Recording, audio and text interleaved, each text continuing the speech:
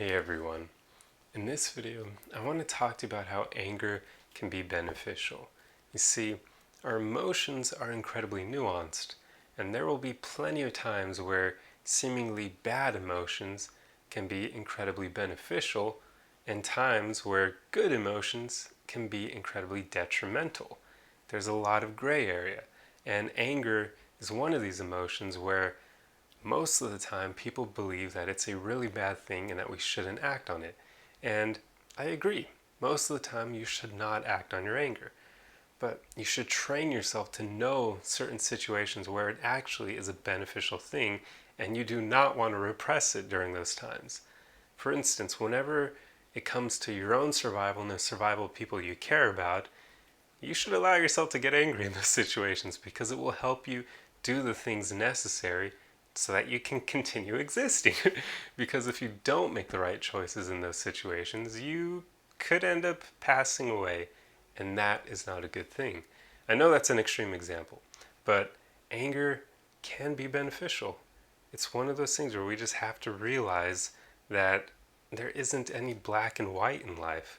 There will be plenty of times where things like anger are good. Also in the gym, it's very beneficial to allow yourself to get angry, to pump yourself up when you're in the gym. If you're trying to max out on your weights and you you feel like the weight is trying to control you, then getting angry at the bar helps you push it further. So anger in the gym or when working out is also beneficial. And when it comes to protecting people that you care about, it's also beneficial. And this can be both with physically protecting them or verbally defending them. Those are both situations where anger can be good because quite often we will run into people in life who need to be stood up to, otherwise, they're going to continue being asshats to everyone. And in those moments, if we allow ourselves to get angry and defend ourselves and the people we care about, maybe we'll be training that person that they can't do that or that they can't treat just everyone in that manner. But for the most part, I definitely do urge you to not act on your anger.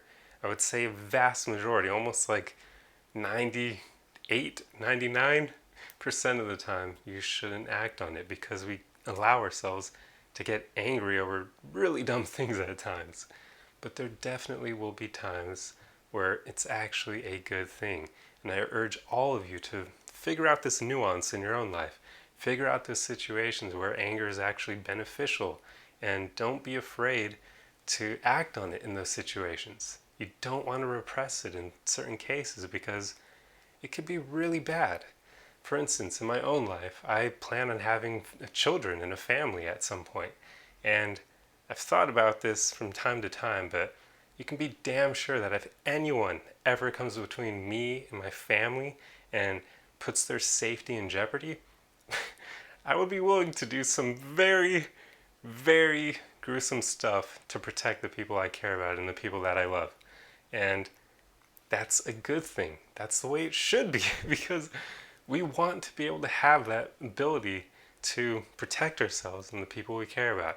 And we shouldn't act like a soft squirrel or I don't know, couldn't think of a good example, but we don't want to act soft in those situations and allow somebody to put people or ourselves in harm's way. That's just not good. You don't want to be a pushover when your life is on the line or when your own health is on the line, because obviously not every situation will be a life or death one, but you don't even want to allow people to hurt you in that manner. So it's very good to figure this out for yourself. Think about those situations in your own life where it can be beneficial. Just make sure you aren't lying to yourself because, like I said, a vast, vast majority of the time, you should not act on your anger. But for the men out there, I will say this is an interesting nuance where women do tend to find men more attractive if they know how to express their anger in the right moments. Because guys who never get angry at anything, even when it's those situations where they could be in harm's way or their girlfriend could be in harm's way or anyone they care about, that's not attractive to women because that guy isn't going to stand up for himself and the people he cares about.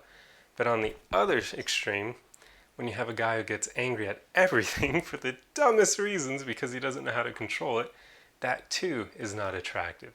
But women really find it attractive when a man can control his anger and use it in those beneficial situations, like defending his girlfriend or defending his children, defending people he cares about, defending himself, because that's very important too. Do not neglect yourself.